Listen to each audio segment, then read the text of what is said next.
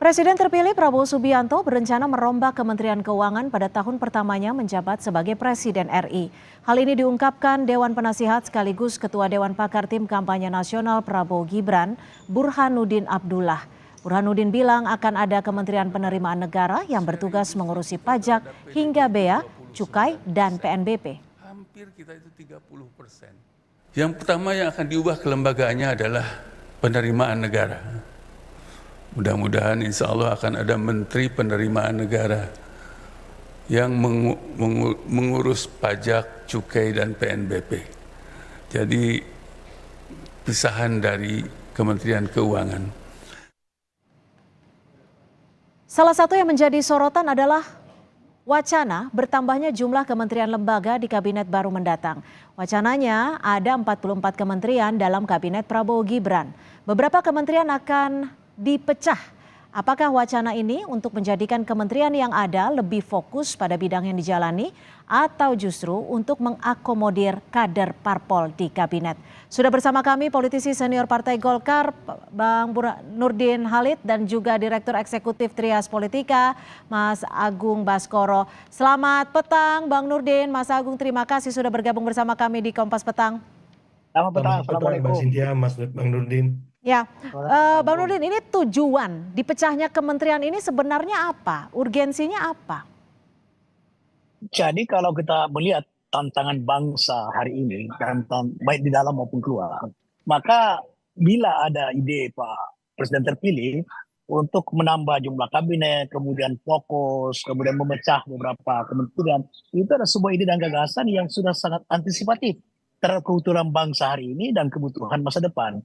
Dan itu berarti bahwa Pak Prabowo sebagai presiden terpilih itu sangat paham tentang anatomi Indonesia. Indonesia tidak lain adalah negeri ini terdiri beribu-ribu pulau, aneka suku bangsa, ribuan bahasa, kepulauan, dan sebagainya. Dan kemudian tantangan dari luar, terjadi krisis pangan, krisis energi, krisis air bersih, dan sebagainya. Nah, oleh karena itu, maka ketika Pak Prabowo sebagai presiden terpilih yang mendapat keamanan rakyat dan juga undang-undang yang baru saja disahkan telah memberi ruang kepada presiden untuk menggunakan hak prerogatifnya dalam menentukan baik jumlah maupun struktur postur kabinetnya sesuai dengan kebutuhan bangsa ini. Saya yakin seorang presiden, apalagi Pak Prabowo, seorang pemimpin yang sudah sangat berpengalaman, beliau prajurit sejati yang Pancasilais, tentu sangat paham dengan anatomi bangsa Indonesia dan tantangan dari luar di masa depan. Oleh karena itu, maka pemecahan kementerian itu tidak lain adalah untuk fokus. Negeri kita, bangsa kita sangat besar, negara yang sangat luas. Maka ketika beberapa kementerian itu tergabung, itu mungkin penyiap beliau tidak akan fokus. Tapi dengan adanya pemecahan-pemecahan, contoh tadi yang disampaikan oleh Pak Burhanuddin, itu sesuatu yang sangat antisipatif terhadap kondisi bangsa kita dan kebutuhan bangsa kita. Ya. Jadi sekarang Kementerian Keuangan itu kan luas sekali ya. Ada bea cukai, imigrasi, ditahan sampai di situ Bang Nurdin, lebih fokus agar pekerjaannya lebih bisa melayani masyarakat. Nah, kalau dari Mas Agung sendiri, ini urgensi atau politis sih sebenarnya? Iya, susah dipungkiri ya, ada dinamika di internal di mana kita tahu ada koalisi yang besar dimiliki oleh Pak Prabowo ketika sukses menjadi pemenang Pilpres, otomatis dimensi politiknya lebih kuat ketimbang dimensi-dimensi teknokratik dan publiknya, sehingga tidak bisa dipungkiri bahwa ada penambahan kementerian maupun nomenklatur kementerian baru yang kita mulai lihat berseliweran di timeline sosial media kita maupun di media hari ini ya. Ada 44, ada 40, bahkan kalau saya hitung tuh sama badan-badannya ada 46 atau 47 sekian, Mbak Cynthia. Jadi itu menarik ya, tapi yang jelas kalau saya fokusnya bukan soal jumlahnya, tapi siapa nama-nama yang menempati posisi itu, karena menentukan dimensi mana yang paling kuat, dimensi teknokratisnya, dimensi politiknya, atau dimensi publiknya, seperti itu. Nah, Bang Nurdin, ini kan untuk pemecahannya ini kan disebut untuk akan diisi oleh orang-orang yang profesional. Tapi juga tidak menutup kemungkinan jika orang-orang profesional itu juga politisi seperti itu. Ini bukan untuk bagi-bagi kursi ya? Ini sangat bukan sama sekali bukan untuk bagi-bagi kursi. Sekalipun koalisi ini koalisi gemuk ya, koalisi besar. Tapi kalau bagi-bagi kursi tidak harus jadi menteri, tidak hanya untuk menteri saja. Banyak jabatan-jabatan yang bisa dibagi-bagi kalau kepentingannya. Tapi itu bukan kepentingannya. Ini kebutuhan bangsa hari ini dan tantangan masa depan kita baik dalam maupun di luar. Dan Pak Prabowo betul-betul ingin fokus untuk menjalankan janji-janji kampanyenya, visi misinya, betul-betul beliau akan wujudkan. Oke, itu. Nah, oleh karena itu, Bang sudah Nurdin, kalau dinyatakan memang bahwa disebut ingin membentuk fokus pusat, agar masyarakat lebih terlayani, apakah sudah ada hitungannya? Apakah sudah ada risetnya? Apakah memang di kabinet sebelumnya nih atau di kabinet saat ini dinilai belum cukup maksimal, belum fokus dalam melayani masyarakat, sehingga harus dipecah? beliau Bapak Presiden terpilih itu telah bertekad untuk menjalankan pemerintahan ke depan dengan kabinet berkelanjutan, pembangunan berkelanjutan. Oleh karena itu beliau pasti sudah melakukan evaluasi, baik secara pribadi maupun oleh tim dari Pak Prabowo, dan melakukan evaluasi apa yang perlu dilanjutkan, yang sudah baik dilakukan Pak Jokowi itu dilanjutkan, kemudian apa yang kurangkan itu disempurnakan. Dari situ kemudian beliau akan menentukan jumlah kementerian dengan postur kabinetnya. Nah, oleh karena itu, suatu hal yang patut kita hargai karena beliau betul-betul di awal ini punya waktu yang cukup untuk memikirkan kebutuhan bangsa ke depan. Mhm, mhm. Mas Agung, kalau kabinetnya gemuk, kementeriannya besar, ini juga ada yang menyebut anggarannya juga akan membengkak. Konsekuensinya apa sih? Karena kalau dilihat dari faktor kesehatan aja nih, kegemukan itu nggak sehat loh. Ya otomatis ya Mbak ya, kalau memang ya budget itu pasti menjadi concern utama ketika ada pembentukan kementerian ataupun nomenklatur baru ya. Ketika kita tahu bahwa nanti secara teknis ada nama yang harus diubah di seluruh Indonesia, dinas-dinasnya seperti itu. Yang kedua soal anggaran birokrasinya ya, nanti ada reorientasi baru, mutasi dan relokasi birokrasinya seperti itu. Dan yang paling ini lagi krusial bagaimana komunikasi koordinasi dengan kementerian sebelumnya itu transisinya seperti apa. Nah, khawatirnya proses administrasi kesekretariatan itu akan memakan waktu ketika memang arahan Pak Prabowo ini ingin melanjutkan dan tancap gas. Dan itu terbukti ketika beliau ingin melantik menteri-menterinya tanggal 21 Oktober atau sehari setelah beliau dilantik. Ini kan bagus, tapi saya ingin mengingatkan bahwa sepanjang pemerintahan pasca reformasi berdiri, ya periode pertama kabinet itu selalu diisi lebih banyak kalangan profesionalnya, lebih besar. Karena ingin mengirimkan pesan kepada publik bahwa pemerintahan ini memang fokus untuk menghadirkan aspirasi agar bisa dituntaskan beragam macam masalah ataupun kebutuhan-kebutuhan publik yang selama ini kita tahu lumayan besar ya. Harapannya soal ekonomi yang semakin turun, ya kemudian soal hal-hal yang perlu dilanjutkan ataupun janji-janji kampanye yang harus segera dituntaskan. Jadi saya melihat memang ini tantangan yang cukup pelik ya, bagaimana menyeimbangkan agar tidak ada trade-off ya, aspirasi publik, dimensi-dimensi politiknya, tadi ada orang-orang teknokratik yang harus ditempatkan agar apa? Semua arahan dari janji-janji kampanye itu bisa segera dilunasi dan akselerasi pemerintahan bisa terjadi dengan geopolitik global yang begitu dinamis dan rentan seperti itu. Ya, Bang Nurdin, jika disebut tadi tantangannya cukup pelik, Presiden terpilih akan merealisasinya akan sulit tidak sih? Sangat tidak sulit, ngapain sulit? Ini sudah dipikirkan kok tantangan bangsa seperti yang katakan Pak Agung tadi. Jadi begini Mbak Cynthia, analognya tadi itu keliru itu. Tidak bisa disamakan gemuk semanusia di kesehatan dengan gemuk di pemerintahan. Ini kalau 44 itu bukan kabinet yang gemuk. Kalau 100, 150 itu 80, 90, 70 itu baru gemuk itu.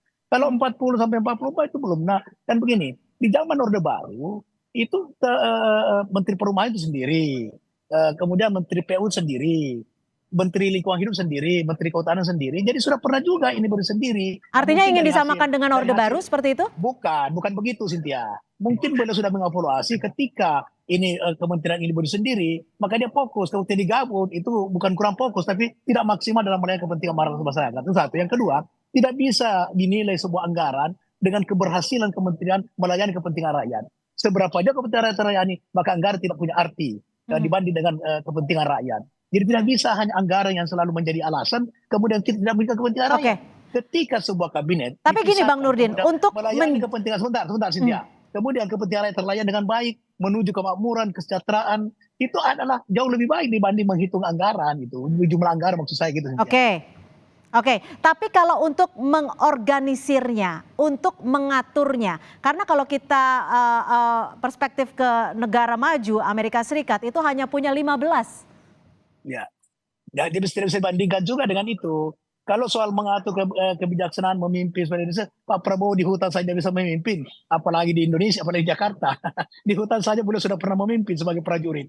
Jadi kalau soal kepemimpinan Yusuf tidak usah ragukan lagi. 44 atau 40 atau 34 30 beliau sangat mudah mengkoordinasikan. Beliau sudah paham betul tentang manajemen pemerintahan, manajemen militer, manajemen masyarakat. Beliau sudah sangat paham betul. Jadi kalau itu aku yakin Pak Prabowo insya Allah bisa memimpin bangsa ini ke depan dengan keberlanjutan pembangunan menuju Indonesia Emas. Gimana Mas Agung? 15 Ya, kalau setuju, Amerika Serikat. Kalau nanti kita jadi 44, artinya hampir dikatakan hampir 3 kali lipat. Ya, sebenarnya jumlah kementerian di US ataupun di Indonesia memang tidak apple to apple kita bandingkan karena lanskap dan konteks politik dan tantangannya beda. Tapi saya ingin masuk pada tahapan kira-kira Pak Prabowo berkenan nggak kalau nama-nama menteri yang ingin dia lantik itu di-share ke publik supaya apa? Supaya kita bisa enak membedahnya. Kenapa? Karena dengan begitu kita akan tahu bagaimana rekam jejak menteri ini. Jadi Atau itu bahasa bagus, ide yang kabinet bagus ini itu kan Pak selalu Agung. Itu ya. ide yang bagus itu Pak Agung. Itu ide yang bagus itu. Itu Ya, yang ide yang bagus. Bagus itu. karena gini, karena bahasan soal kabinet ini akan abstrak dan tidak konkret ketika nama-nama itu tidak ada. Tapi kalau nama-nama itu ada, dipajang, dipaparkan, kita bedah bareng-bareng, publik punya kesempatan untuk terlibat dan partisipasi bisa meningkat. Nah, saya berharap Pak Prabowo untuk mendobrak tradisi baru ketika akan mengumumkan menteri-menterinya itu. Jadi artinya sebelum pelantikan gitu ya, sebelum tanggal 20 Betul, ya. Karena kan betul. rencananya tanggal 21 diumumkannya. Betul Mbak Cynthia, jadi dipaparkan saja. Ini tradisi baru sepanjang sejarah saya kira belum pernah terjadi. Sehingga apa? Publik bisa membedah itu, publik bisa terlibat. Dan kalau memang ada nama-nama menteri yang bermasalah, punya kredit yang buruk, kita bisa menghajar dalam tanda petik ya, menggantinya segera. Jangan Hmm. sampai menjadi benalu di pemerintahan Pak Prabowo Gibran. Karena kita ingin pemerintahan ini solid menghadapi tantangan-tantangan ekonomi, geopolitik yang begitu. Artinya harus dibocorkan dulu dong kementeriannya akan jadi berapa, pos-posnya seperti apa, dan jumlahnya seberapa banyak gitu ya? Ya, saya mengendorse kenapa? Karena di masa Pak Prabowo ini ya harus ada tradisi baru, harus ada inovasi politik baru untuk membuat harapan publik itu sampai pada klimaks gitu. Oke. Dan ada beban dalam tanda petik ya, demokrasi yang dalam tanda petik agak sakit sekarang. Pak Prabowo punya beban yang sama besarnya merealisasikan agar lebih baik sebagaimana beliau punya janji makan siang bergizi gratis. Artinya apa? Demokrasi di masa Pak Prabowo harus lebih baik, harus lebih transparan, harus Ya, lebih maksimal lagi. ya. Jadi umumkanlah itu dan publik terlibat dan partisipasi kita akan lebih baik seperti itu. Gimana Bang Nurdin? Sudah ada belum masukan untuk mengumumkan terlebih dahulu, untuk diperiksa dulu oleh publik dan sebelum diumumkan, diresmikan? Saya kira ide Pak Agung ini sangat baik ya. Jadi itu bisa disampaikan secara langsung. Entah bagaimana mekanismenya itu Pak Agung bisa cari sendiri. Saya kira sebuah ide yang bagus itu. Jadi ada semacam uji publik gitu ya. Jadi taruhlah misalnya 7 hari sebelum pelantikan presiden terpilih mengumumkan calon-calon baru calon ya, bakal calon lah, bakal Bang calon. Nurdin kayaknya lebih dekat sama Pak Prabowo ketimbang saya. Jadi itu saya kira ini ide yang bagus sebagai supaya ada Ya. keterbukaan. Era keterbukaan sekarang ini memang memerlukan daripada Hmm. masukan, kritikan masyarakat dan itu tidak bisa disepelekan, itu mesti didengar ya. Dan Pak Prabowo adalah orang yang saya kenal selama ini, beliau sangat mendengar daripada aspirasi rakyat. Oke, baik kalau gitu kita nantikan semoga didengar oleh tim dari Pak Prabowo untuk mengumumkan terlebih dahulu untuk diuji oleh publik. Terima kasih Bang Nurdin Halid dan juga Mas Agung Baskoro sudah bergabung Sama-sama, memberikan Mbak perspektif Cynthia. ya di Kompas Petang hari ini. Selamat sore. Terima kasih Pak Agung, terima kasih.